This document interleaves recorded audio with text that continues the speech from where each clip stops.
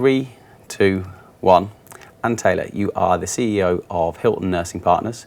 You are the chair of the Kent Integrated Care Alliance, and you're also heavily involved in the Great British Care Awards. Welcome to the Care Home Show. Thank you very much, Simon. It's a pleasure to be here. You're very welcome. We've been chatting about this for a while, so it's great to have you on the show. So, where did it all start for you in the kind of the world of care, if you like? Right, the world of care actually started for me when my youngest daughter started nursery and didn't want to go and wouldn't go. So I decided to find a solution to that problem and set up my own nursery.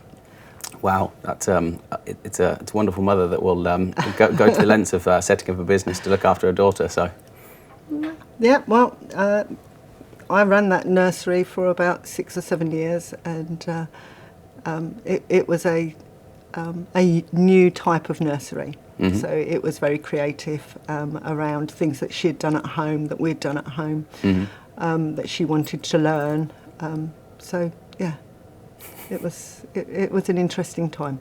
Knowing you, I would imagine that it was different. You tend to look at the world through a slightly different lens, which I'd say is probably one of the biggest things that you contribute to the world, having an interesting perspective when it comes to solving problems.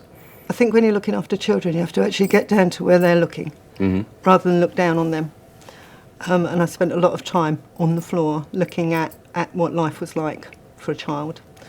But actually, my full-time job in care was, my background was accounts, and for anyone that knows me, they won't believe that because I'm really rubbish with money now. But I was asked by a very small dom care owner at that time, I was delivering out of her back bedroom, to come in for 2 hours a week just to do the wages and the invoicing for a company that was probably delivering about 100 hours a week of domestic and domiciliary care. Mm-hmm. And that was at the time when the Community Care Act was about, and local authorities were putting out contracts for private companies to develop domiciliary care. Mm. And a lot of people at that time, care staff, were actually deciding that they could do that for themselves. So sure. That's how I got into that business. And you went all the way in that business, didn't you? I did, yeah. So I started 2 hours a day, 2 hours a week, that was. And then I took over all the finances, and then in 1999, the owner had a heart problem. Okay. Bought a house in Spain, but had an episode at work, and just said to me, "Could you just look after the show while I'm away?" Wow. And I went, "Yeah, okay, yeah. I'll look after the show." And she never came back. Actually, she moved to Spain. She did get better. I became a shareholder. I became the managing director, and I took that company from 100 hours to an 8,500 hour a week domiciliary care business that was then sold on to a corporate. Wow. And in the meantime did some mergers and acquisitions and learnt my trade. Learnt my trade right from the bottom. So when she first actually decided that she was going to leave the show, I went and became a carer. And then I worked with the senior carers, and I worked with the registered manager. I knew the finances, obviously, that was my department. So I learnt the whole business at that point. And some of it I did really well, and some of it I did really badly. Plenty of lessons learned, I would imagine, in that type of a process. I realised that I cannot insert a hearing aid. I can't do that. Can't do that one? I still can't do that. No. And that was Home Care Services Kent. Yep. We were having a chuckle about Kent that. Limited. Obviously, that's just about the most Ron Seal name that you could possibly think of. Absolutely. And we did replicate it for a time in Spain. So we set up a Spanish home care service for expats that were living in the south of Spain. Got you. And that was off the back of the owner. That was called Home Care Services Cabrera Limited. Of course. What else would it be called? Yeah. So, as you said, you did some deals, you did some M&A, you merged some companies together, yep. And then that was sold on, what year was that sold? That was sold in 2007. Okay, got you. And then how did Beechtree Total Care, how did that come together? Okay, well, my lock-in period with the corporate was quite long, so I had a 2-year lock-in that I had to work, and then another 2-year non-compete. And I have to say that actually working for a corporate was quite good for me, because I think that they do some things really well, and you learn some really good stuff from them, but you also learn how not to do things and how corporates sometimes get it wrong. Sure. So I worked for them for 2 years, and I became one of their regional directors, and then I was a troubleshooter, and that was an interesting time, interesting 2 years. And then I left, and I worked with the local authority on their transformation planning. Okay. So I was employed by the trade associations funded by the local authority, to translate transformation planning local authority style to the private independent sector.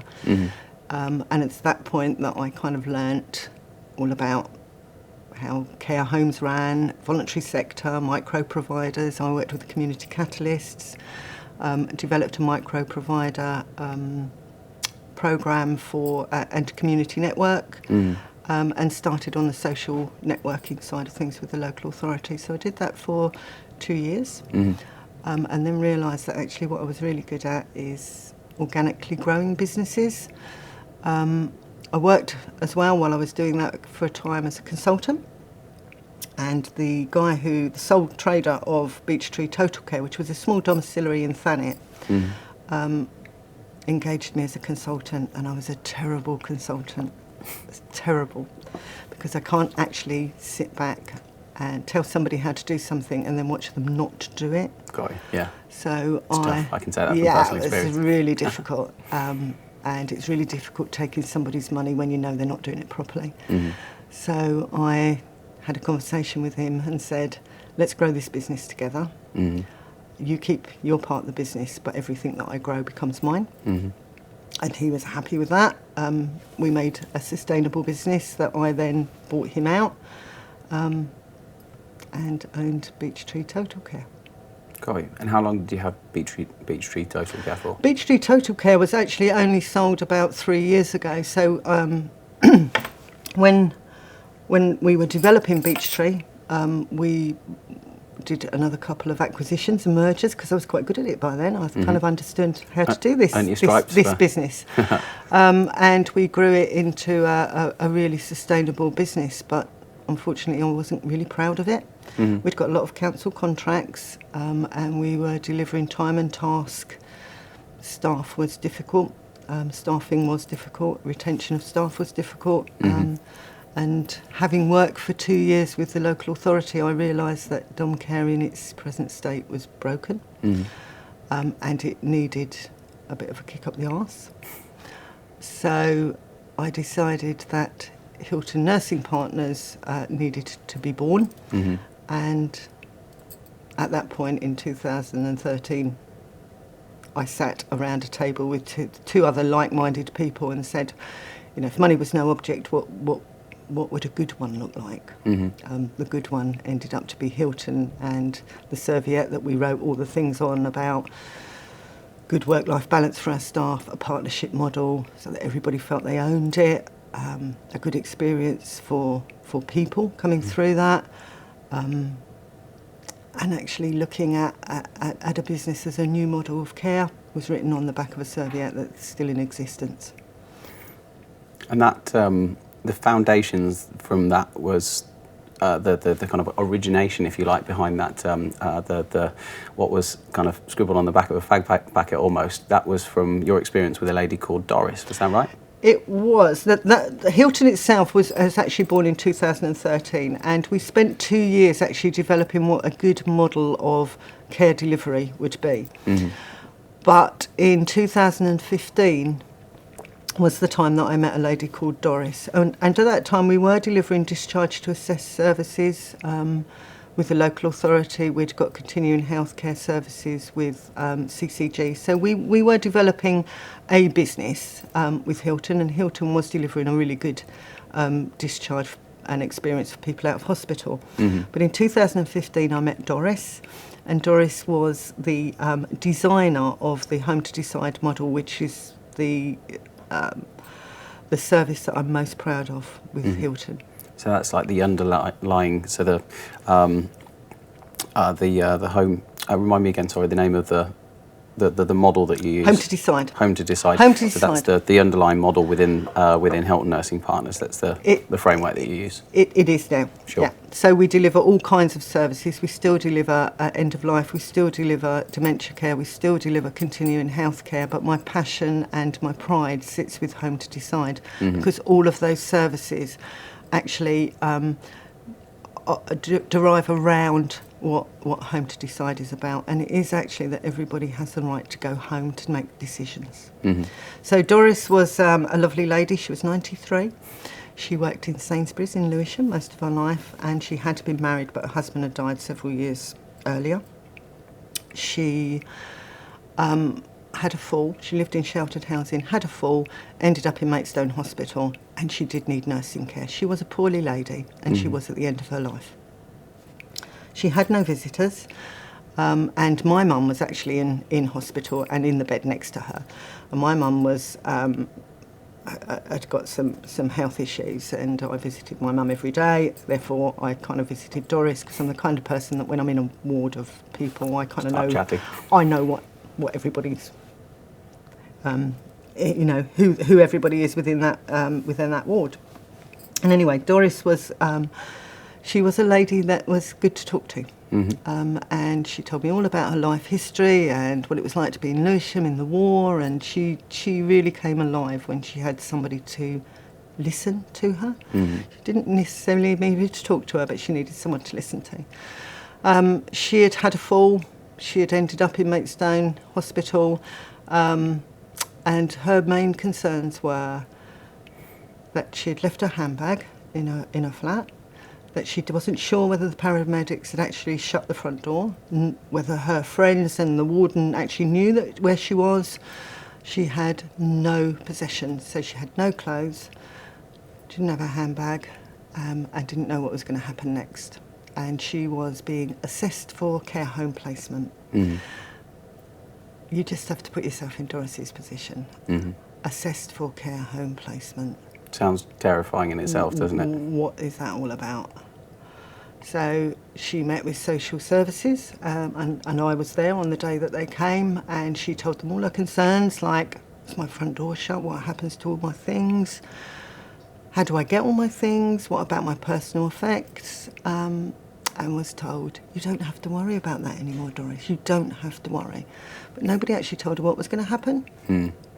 So emotionally, mentally, Doris was not in a great place. Doris was distressed and was upset, and actually that caused her to be seen by the hospital staff as somebody that they couldn't cope with in hospital. But actually, if you sit and listen to her, you kind of realise where she was coming from. She was asked for she was having 2 assessments by 2 separate care homes. They were both nursing homes. And I knew both of them because I'm chair of the Care Association, so I kind of know care home owners in Kent. She had 2 appointments, one at 11 o'clock and one at 2 o'clock on the same day. And I said that I was in the hospital at that time, and I would actually, sit with her. The first one never turned up, and at 12 o'clock I said to the nurse, Doris is expecting somebody at 11. She went, oh, OK, well, they did come, but they couldn't park in the car park because Maidstone Hospital car park is a nightmare at that time of day. He couldn't park, so he said he'd come back tomorrow. Right. OK, so if I was sitting at home and somebody was going to visit me and they just didn't turn up, you'd have the decency to kind of apologise and make another appointment. But obviously if you're 93 in hospital, you don't expect that. Doesn't matter, Not of where course. it goes. No, of course.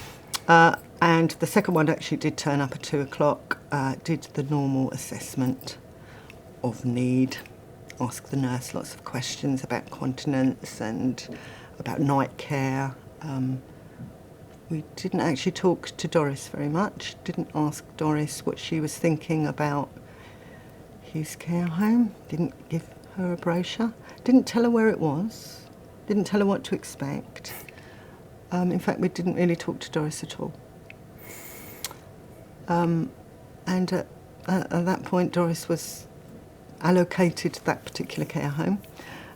She was collected at 8 o'clock at night Again, I was in hospital because I did spend a lot of time in that hospital on that particular journey. Wrapped her in a red blanket. 2 paramedics came with a stretcher. Still only had a hospital gown, still only had a handbag. And any woman knows you never go anywhere without your handbag. Mine's over there right now. And she just looked at me and she said, "So, is this how it all ends?" Wow.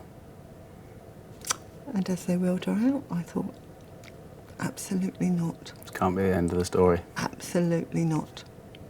And from that point, I went back to my team and I went, this cannot happen. Everybody has the right to shut their own front door. Everybody has the right to say, this is the next part of my journey. Everybody has the right to pick up their own personal possessions. Doris actually had, her marriage certificate was really important to her and she talked a lot about it. It was the one thing that she had with her husband. I don't know what happened to that and neither did she. Wow. It would have been emptied, a council flat. It's really important. It's really important that we see, whatever age anybody is, that they're actually in control of every part of their lives. So Doris should have gone home. I'm really lucky because I work with a lot of people who went, "Oh, right, okay, this is what we're going to do next then." Yeah. And I was like, absolutely. Went to the local authority and said, please give me 5 people that are sitting in hospital that you're going to do this to, and let's put them on a different pathway. Let's just try this. I was a little bit nervous because I thought I'm going to actually manage the expectations of these people that I don't know what's going to happen, but I do know that they're all going to go home and they're all going to make those own decisions or have those really difficult conversations. And yeah, we took 5 people. I was really lucky. The local authority went, "Okay, Taylor, go do it then if that's really what you're going to do, but, you know, on your head be it." I almost promised them at least 2 would be able to stay at home with some kind of home support if they wanted to. And amazingly, all 5 actually remained at home, and 3 of them completely independent of any ongoing care. Wow. Yeah, we were gobsmacked. And when I wrote the evaluation to the local authority, I went, I can't fully evaluate this because my expectation was that those people that did need to go into a care home would have a better experience of selection of care home, but none of them did. So that's the home to decide, and we are now, it's a full contract. We contract with lots of local authorities, our Home to Decide programme, and we've got an average of 71% of people that have been deemed on a care home pathway actually remain in their own home. So it hits all the spots, especially for the local authority, because they save an awful lot of money. It's not what we do it for. So, I mean, yeah, you've got 2 different parts to that, haven't you? So you've got the well-being of the beneficiary of the carer, or otherwise, if they end up being completely self-supporting in the future, then you've obviously got the benefit to the NHS from a cost-saving perspective. So, from the person who has been discharged, ultimately what's the benefit for them having not had to kind of go and be put into a care home, which might not be the right place for them, or to but for their own kind of well-being and things. Yeah. So I think we look at medically fit for discharge. I hear it every day. Does it make you cringe? Probably take out over 200 people a week on our discharge pathways. And it's the thing that comes up first, they're medically fit for discharge. Being medically fit for discharge does not mean you're emotionally fit for discharge, or you're mentally fit for discharge, especially people who've been in hospital for a long time. And it's a bit like going back to the nursery. Put yourself in the child's position, get down there. It's actually, I kind of go, how would I feel? How does this feel for people? And families. I've been a daughter that's been on a guilt trip where I don't know what to do with my mum. I don't want to put her in a care home. That is the recommendation. And I've been in care a long time. I thought I could work the system, and if I can't work the system, I'm pretty damn sure that most people that are in that situation, in a crisis, Nobody wants to know about how to choose a care home. Nobody wants to know about domiciliary care until you're actually in that crisis. Of course. Or work in the sector. And I just think that actually if you give somebody space and time to make the right decisions, they will pick care homes that are right for them. I think we spoke earlier about what is the right care home for an individual. What do you look for? I wouldn't look for the same accommodation as you would look for, maybe. My mum certainly never looked for the same accommodation, and I was looking at a care home for my mum that was a very expensive care home and was lovely. And the duvets and the curtains matched, and it was clean, and it smelt clean, and it had a coffee shop, and it had a cinema, and she hated it. It was BBC4 and the Times crossword, and she wanted Lorraine in Good Morning Britain and bingo, and it wasn't what she wanted. Sure.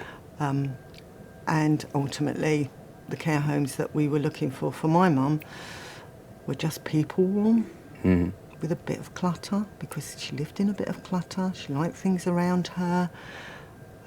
She liked to feel warm and comfortable. She liked the people.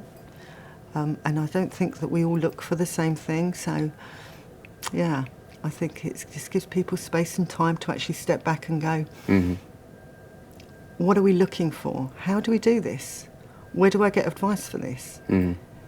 People who are being assessed in hospitals for care homes probably get 24 to 48 hours. Family members are, there's 5 care homes, pick one, we need the bed. You can't pick a care home in 48 hours. You don't know what you're looking for. And you certainly don't know what you're looking for the person who's actually going to move there.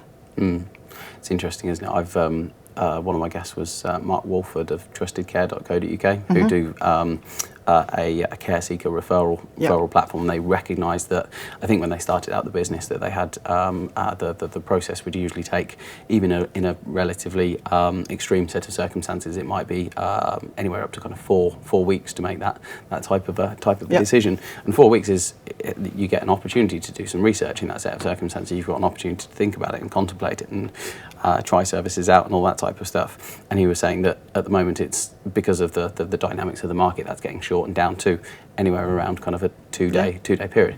How does anyone make such a significant decision in such a short window of time? Some people might make a great decision first time, but they're probably going to be the exception rather than the rule. Of course, if you've got somebody that's again had that time, that opportunity, where they've had an opportunity to move back into their own home, whether that needs some type of support or not, but then being able to make a good decision what's going to be right for them and how how that's going to work with the family and things, that ultimately is choice, isn't it? And that's what everyone deserves. And our pathway is 14 days. 14 days. It's 14 days, and the first 72 hours are 24-hour care, because you have to feel safe and confident to come home.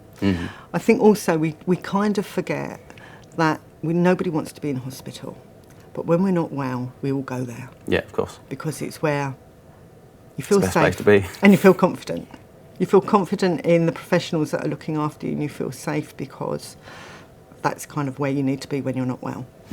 So when you're bringing people out of hospital, and I think this is where some of the real issues are, when people are discharged too early and family don't feel that, you've let my mum or my dad out too early. It's because they don't feel safe and confident of what's outside of an acute hospital. Sure.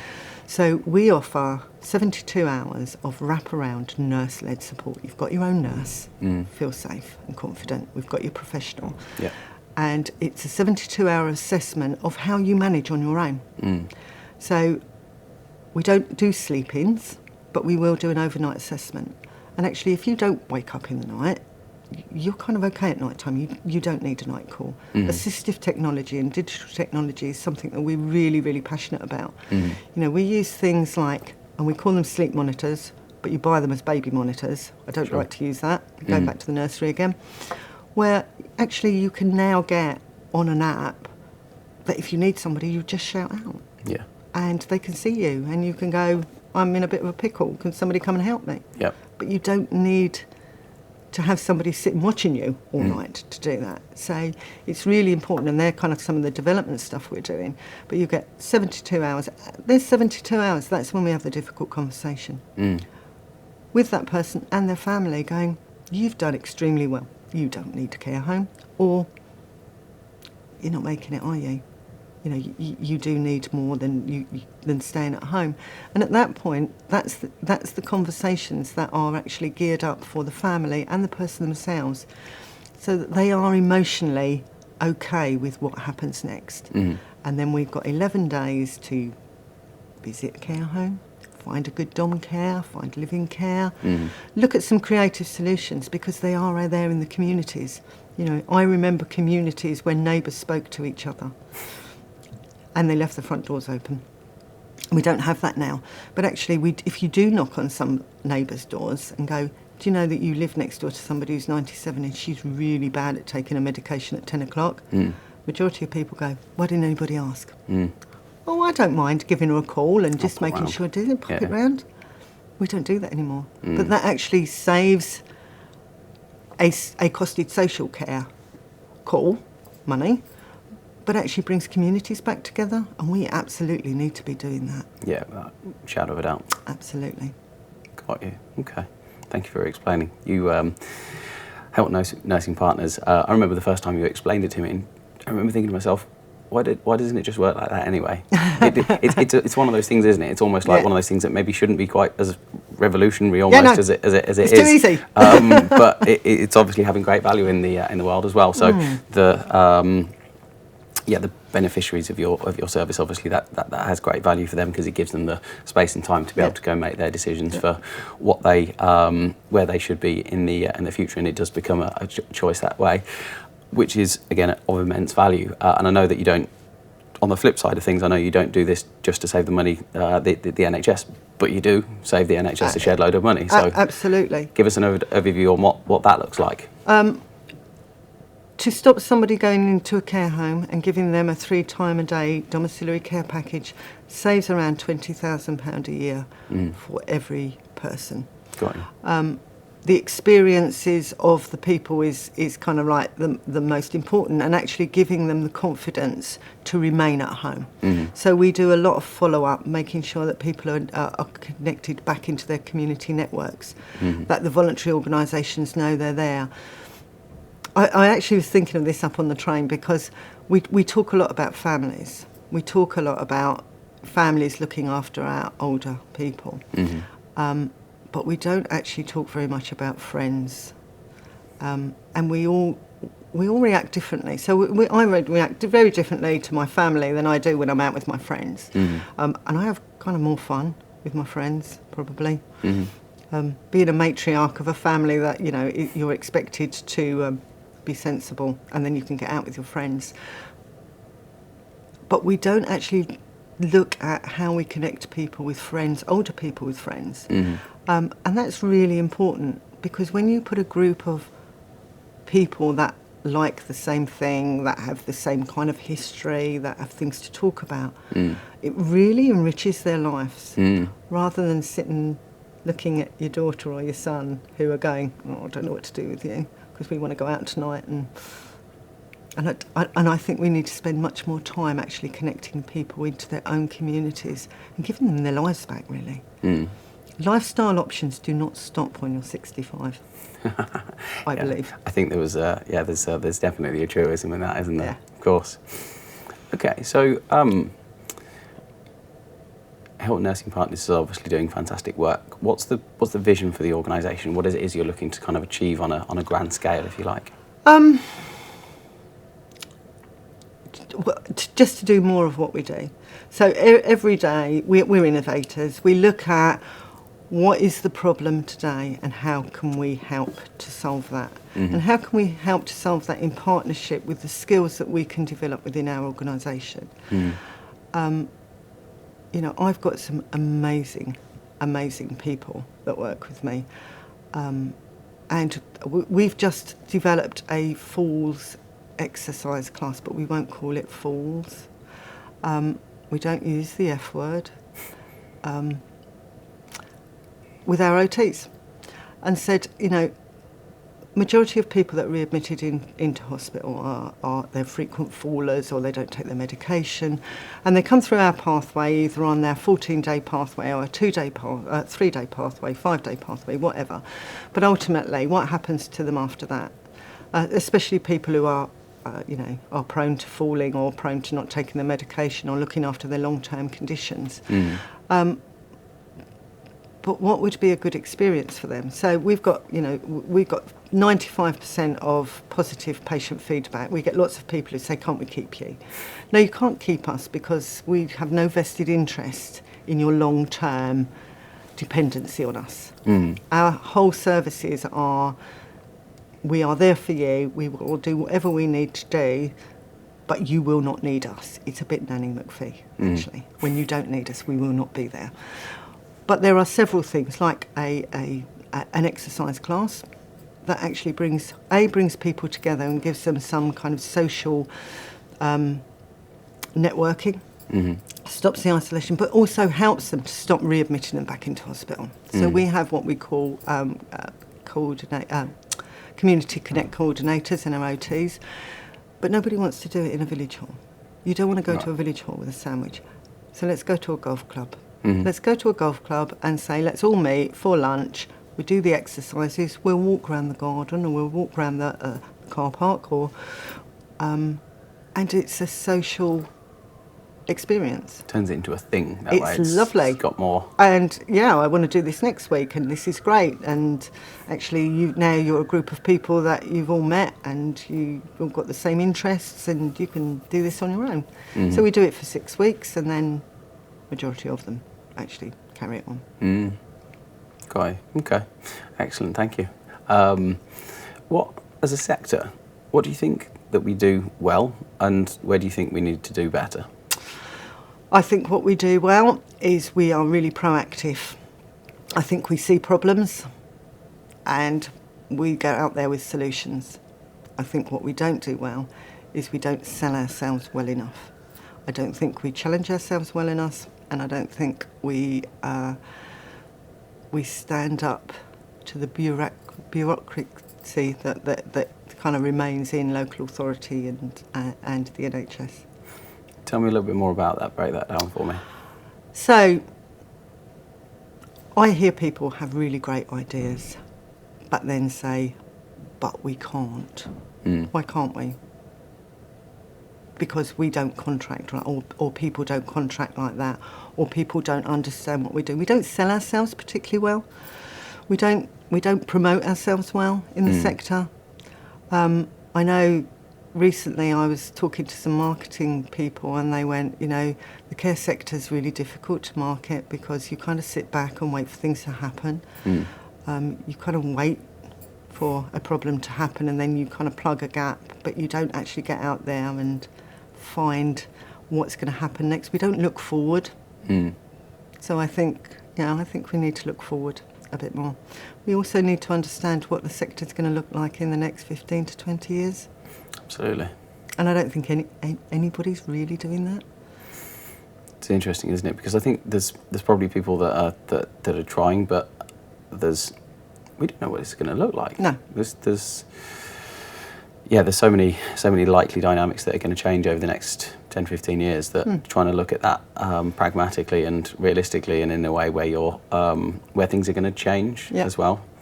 I think it's really, really, really hard. And I think it's through there's probably more opportunities for people to be open to partaking kind of effective discourse, to kind of say, okay, here are our kind of options, this is what's likely to happen in the future, this is what we actually need to do about it. I think as a sector we do a really, really good job of talking about things, but we seem to be quite a slow-moving sector, which in some ways is probably quite good, because I think there needs to be checks and balances in places. But equally, I always quote a thing called Moore's Law, which is the exponential growth of technology adoption over a period of time. And if you think we live in a world that's increasingly embedded in kind of the world of technology and things, and if we don't keep up with technology as a sector, then that's going to be a real big challenge, because you mentioned the different types of technology that you're using and that you'd like to use in the future. How are we even going to keep up with just the technological side of things, let alone the cultural, the economic, the kind of political changes that we're likely to see over the next few years. So it's tough and definitely not very straightforward. Yeah. Well, people that know me will know that my vision for the future is that I would love to set up a commune. Okay. I'm of an era where in gap years people went and worked on kibbutz and did a lot of grape picking and playing the guitar and laying around and doing not much, but not for money. Sure.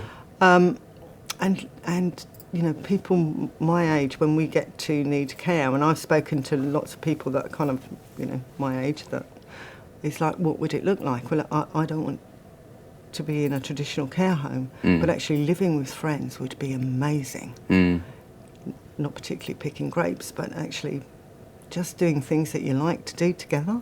Contributing something. Yeah. And with a diverse kind of like living arrangement. So, you know, and it really does come into younger people living with older people, but actually contributing what you can bring to the party. So if you can financially bring things to the party, that's great. But actually, if you're really good at ironing, that's really great. Yeah. And if you can cook, amazing. Fantastic. Yeah. If you can play the guitar, that would be good too. Yeah. But actually, just using each other's skills and dependencies to actually just live together. That sounds very similar to the Dutch model of care. Have you been over to Hogewick at all? Oh, no, I haven't. Maybe we should go and do that as a road trip at some point. Yeah. I think that would be good. Yeah. Good fun, because I mean it sounds like it's got kind of a similar kind of underlying philosophy. But every time I do this, and I normally do it after a lot of gin, it's like, you know, let's just sit up living with friends. It's like, yeah, that's what I want. And I think that's kind of like what we should be building for the future, what people want rather than what we think they might want. It's true. Yeah, definitely. I think that's something that we all have to be cognizant of. So, what would you like to see the sector doing differently? I think I'd like to be celebrating the good stuff. And that's why I'm involved with the Great British Care Awards, and we've set up the Kent Care Awards that you were with recently. I was indeed. Too much bad stuff kind of hits headlines, and you know, I'm so inspired every time that I do some judging, and I do it for the LD autism as well as kind of care homes and for community. And you sit and listen to think that this is what people do every day, and they really do change people's lives, and they are amazing, and we don't celebrate that enough. I'd really like to see social care staff professionalised. I sit at lots of local authority meetings and development meetings around care workers, and you know, I employ nurses myself, professionals. I think we shouldn't have that divide around what is a professional, and let's just make care workers professional. We need to think of a name for them, but we do need to register them. We do need to make them feel part of a professional team. You know, my staff are actually registered with the RCN. Sure. They're not nurses, but they actually have a professional pin, and they own it, and they're proud of it, and it gives them a sense of pride. Sense of community as well, I would imagine, because it's a group of people kind of striving to achieve a common goal. Absolutely. And respect, you know, we need to respect these people. They do an amazing job. They do a job that I can't do.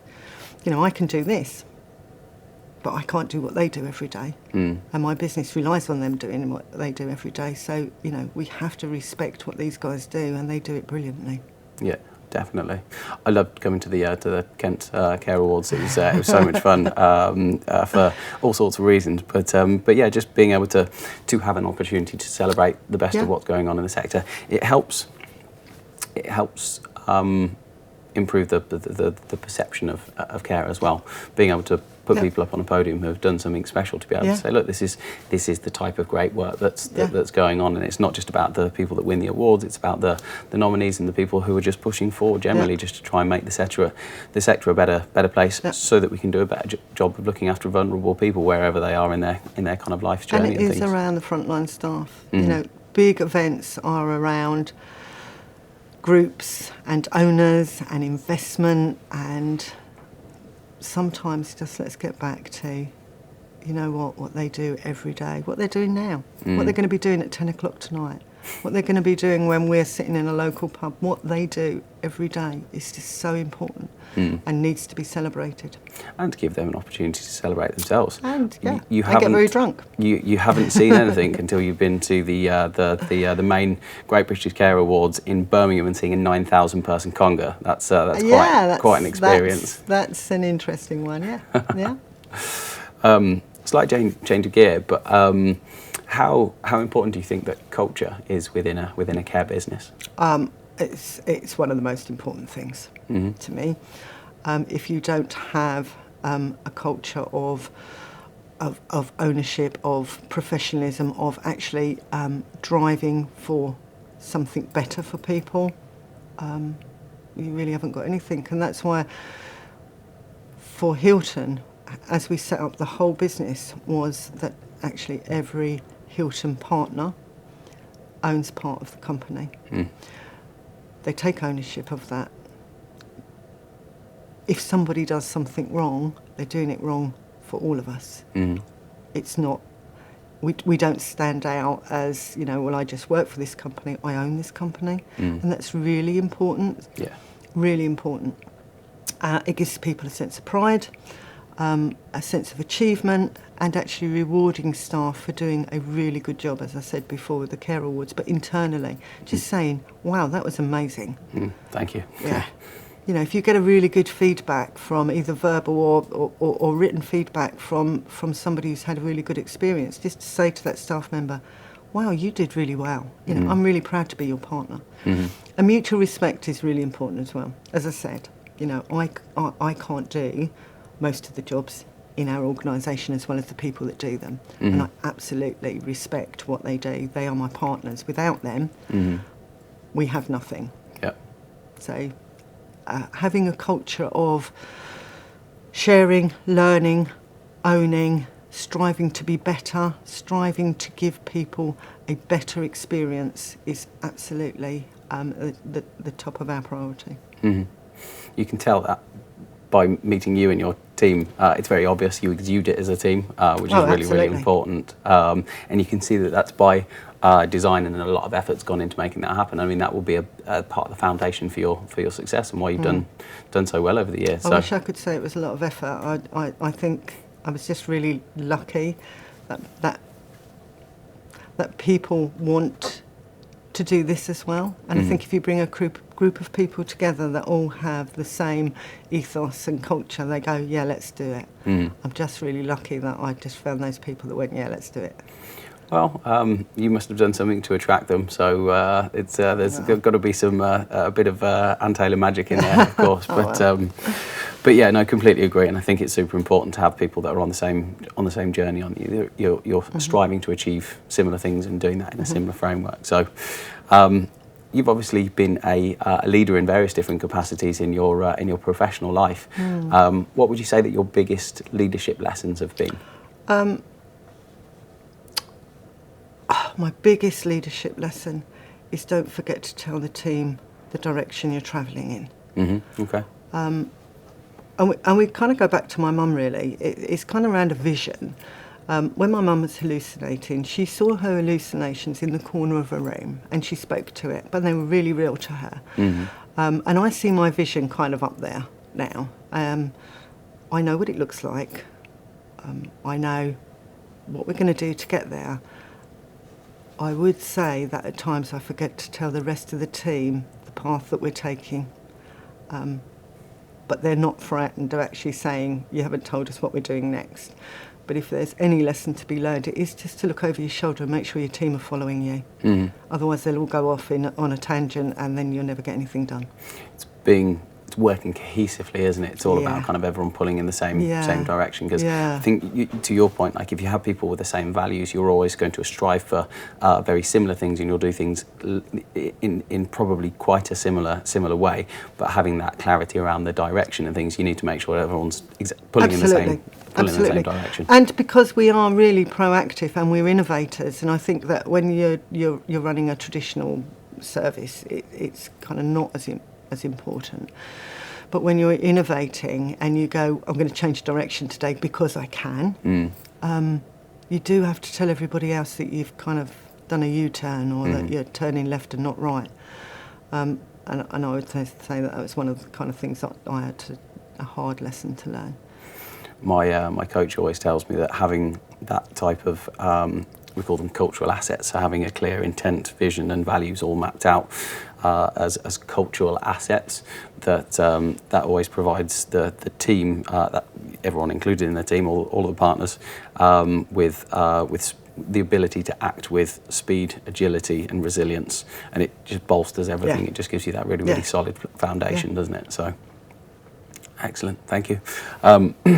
If you had one piece of advice for somebody looking to make a positive difference in the care sector, what would that be? Don't compromise. Don't compromise. Don't compromise. A hard lesson to learn, but if you know what a good one looks like, you know what you want to do, you know your vision, you know that you can achieve it, don't compromise. Short and sweet. I think it's a super important piece of advice as well. I've got a lot of time for that. Okay, perfect. And for you personally, what's the best piece of advice that you've ever been given? You can never change anything if you stand on the outside looking. I actually worked with, on the development of my first business, with a guy called Norman Temple, who owned some care homes. He was a wise old sage. He'd been a major in the army, and he'd been a spook hunter, and he'd lived in Hong Kong, and he knew loads of stuff, and it was really interesting to be mentored and learn from him. And I can remember when we were setting up the Care Association, the very first community care association in the 90s, and I went, well, why do we have to be on the board? Why are we doing this? And he went, because you will never learn or change anything if you sit on the outside. You have to be in it to win it. Have to be in it to win it. It's another great piece of advice. Anne Taylor, thank you so much. Thank you very much for your time. It's been a pleasure. Having you on the Care Home Show. Thank you.